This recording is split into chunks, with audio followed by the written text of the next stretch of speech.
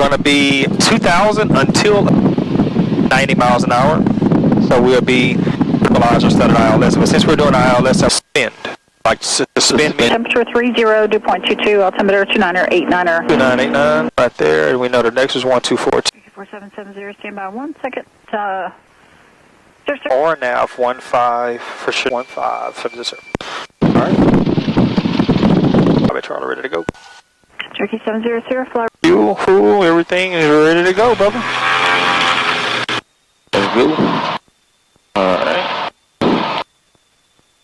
Guess what? That ain't good. We don't have full manifold RPMs. What's full on this? Chanel Tower, Cherokee 477, sir. We're going to abort takeoff. Up with that. Cherokee 700, you need assistance? We're going to go ahead and exit at Bravo and see something real quick. So, sir. Cherokee 700, roger, turn right at Bravo, right on Alpha, and you can just remain this frequency. Weird. What's full RPMs in here? 20, over 25. Okay. Ain't normal. Never had that issue before, man. Up with that, Bubba? I have no idea.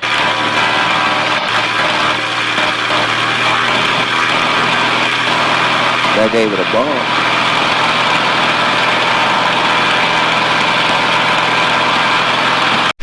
Alright, in the beginning of the video, y'all seen that we did have some issues. It was something good for Bubba to see too. For some reason, somehow the plugs got fouled.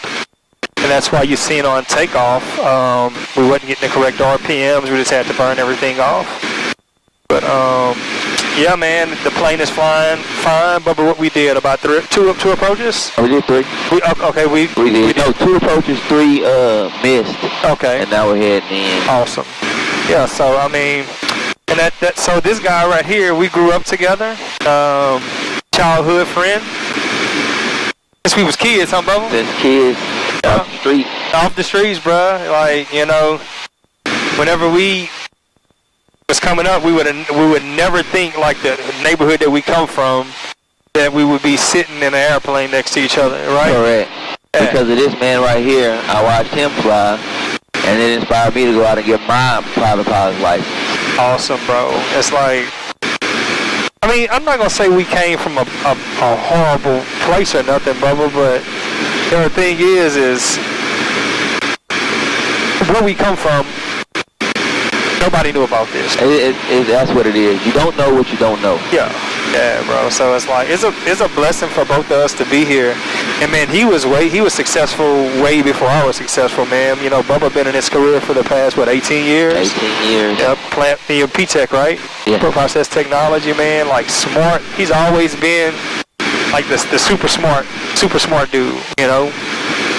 But man, and you in the process of that too, though. Like you opened up a business. Yeah, I had a skateboard shop for a while.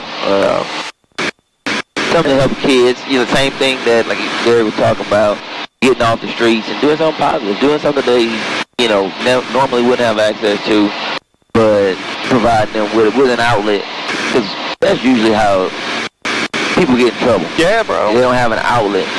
So aviation is another outlet that, you know, looking to get people into as well. Yeah. Show them that it is accessible. Just because you think it isn't, that doesn't mean that it is. Yeah. You know? Yeah, but so I mean, you know, just like, you know, like you're saying, like the knowing how, and like knowing that it's accessible or not accessible. It's like, you know, because I remember whenever you called me, you was like, you know, like you started asking me like the prices of it. Cherokee 700, runway 15, clear to land, winds 16014. 15, clear to land, so this here.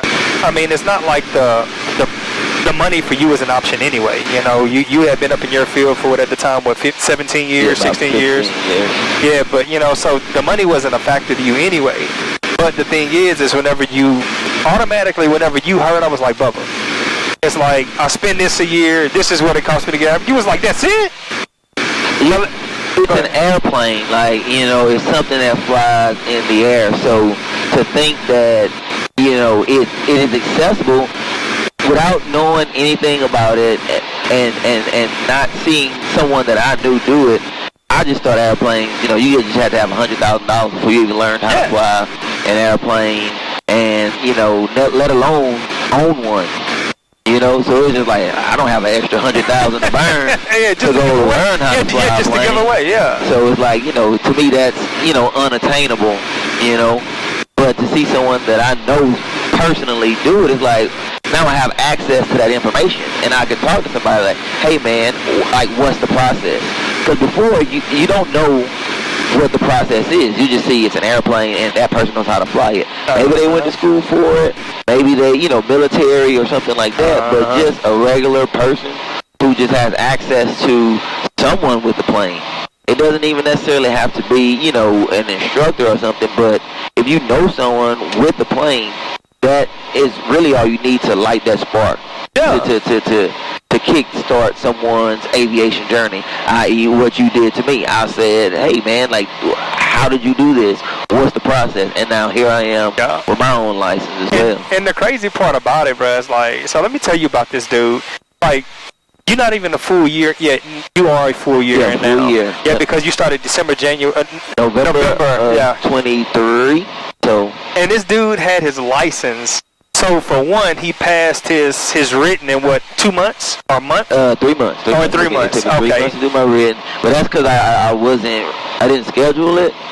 You know, it's one of those things to where you put it off, and then I've seen where people say once you set the date, then you have to go and take it. Cause I was just putting it off, like I'll take it. And then it's like. Chanel Tower information, Zulu is current, runway 15 in use, winds 16013, altimeter 2986. Oh, you can go ahead, bro. Yeah, it was just like, okay, the date set, let me go ahead and take the test. And after that, it was just practice, go over with my instructor, practice. And then I got everything knocked out with it by that April. That's crazy, 16. Bro. So what, 6 months total? Mid-November to mid-April, I was a licensed pilot. Bro, it took me over a year. Nah, man. It took me over a year, bro. And you knocked it out in 5 months, 6 months? Yes, yeah. That's awesome, bro. And he got his own airplane. Yeah, I got a high wing. It's a little, well, for me, it's a lot different than these low wing planes. So that's one thing I still want to learn. You know, low wing. Next thing for me, I guess, would be what they're practicing for now, instrument. Yeah. And then from there on to complex and multi-engine. So that'll be my next foray into this. Do you think you'll ever go to multi? Like, own one, you think? Owning one, I mean, I've seen some great deals on airplanes. Like, I've seen some great deals on them. I'm still stuck. Like, RV-10 is like my dream. You know, if I had the money, definitely probably be like I don't want to say a Cirrus because of their low payload, you know, like they're super safe. But their payload isn't all that it's cracked up to be for what you spend on that plane. Yeah. Well, I'm gonna tell you what I think is a good affordable twin. Is the dang on that twin Comanche, bro. God, dude, those things they go like I think like 150, 170. Okay. And I think the fuel burn is probably 15 gallons an hour, 14 gallons an hour. And the single engine performance, bro, is out of this world. I'm about to look into it, man. They got this I don't want to say it's like a project plane because it is flying. It's just not a looker, but it's like a Cessna 310. Decent mid-time engines. But I mean, it was one of those. It wasn't painted. It was polished. Oh, I seen it with the blue on it. With the blue. Yeah. And they want like 60 for it, which I know that means it needs some work. But all the work. Charlie Alpha 7, sir. All the work appears to just be cosmetic. You know, but cosmetic can turn to a large bill. You know the thing about those Cessnas, bro? The twin Cessnas, shall I say? Those things I've seen like get crazy expensive to work on, bro. And that's what I'm saying. So like, it says that, you know, it's cosmetic, but you know, if you got to replace some skin or you got some corrosion or something like that, that's when you're going to start adding up really, really quickly. And that little $60,000 airplane is now, you know, $200,000 because you have to put a lot of work in. Yeah, bro. The engines aren't the only thing that you need to worry about. Yeah, man. Yeah. Oh, what you think, Bubba, about the instrument stuff, man? Instrument, this definitely, for lack of a better word, demystified it for me. I am currently in the beginning process of instrument, so watching, YouTube videos, doing my ground school and stuff like that. But to actually see it in practice is, it's a whole different, it demystifies it. It's very simple, just one thing at a time. Yeah. Focus on what you need to focus on. And if you do that, then you will definitely, it's not making that as scary as what you think it is. Because you think, oh, I'm flying in instrument conditions, I can't see, but trust your instruments, and like literally, if you trust your instruments, you're going to get down on the ground. That's it, bro. It's just trusting them freaking instruments. I'm going to tell you, dude, like, to get to the point that I'm at right now with it all, it's like it took me a while because I really didn't go fly with nobody, like while I was studying the written part, you know what I mean? Like, I didn't really have nobody break this down for me. Like I had some people sit down with me, but it's like they really didn't know how to break it down. You know what I'm saying? And it's like, I'm a person that takes me a little while to learn. So when I learn something, I can break it down like super, super easy. You know what I'm saying? That's what I did. Like I said, it took me a while on YouTube. I watched, 5-10 minutes of a video. Nah, he's not breaking it down in a way that, I can understand. Go to the next one. Okay, she's doing a decent job, but let me try somebody else. I might come back to her. And then I finally found, like one person is just like, it clicks. Yeah, I mean, that's just it. So having a good instructor for the ground portion and the written portion is definitely a must. Yeah, bro. Definitely a must. Yeah, man. It'll make everybody's journey a whole lot smoother because you're not going to get frustrated because you understand. It's like, oh, I get this. Like, it looked like it was whipping my butt at first, but now that somebody's broken it down into a way that I can understand, I got it. And now after you do that, now it's just getting up in the air and actually putting it to putting basically like pen to paper, putting the work in that you've done on the ground school, translating that to your flying skills in the air. Yeah, bro. It's that simple, bro. And a lot of people sit there and make it difficult, and it ain't that difficult. And I think people make it difficult to where, especially instructors, to where they can like keep making money. You know what I'm saying? So get paid by the hour. That's it, bro. That's it. Which is why, like I said, well, how I prefer to learn myself is I try to get me like a good base knowledge first. That way, whenever I do get my, instructors, like we're not going over like the basis, or I'm not having to get them to repeat stuff. It's like I grasp the concept because like I did the homework, or so to say. So when he's talking to me, it's like, oh, okay, I know that.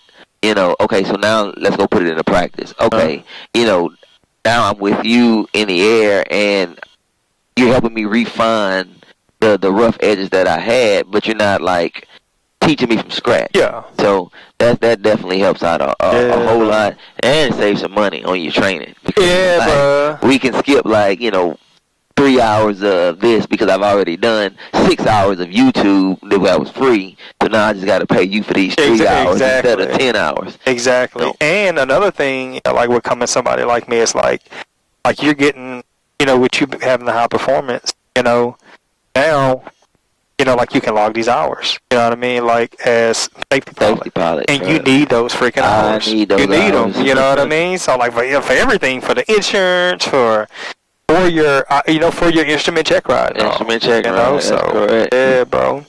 Well, look, y'all. I decided we'll talk to y'all a little bit about everything. Y'all get to meet Bubba.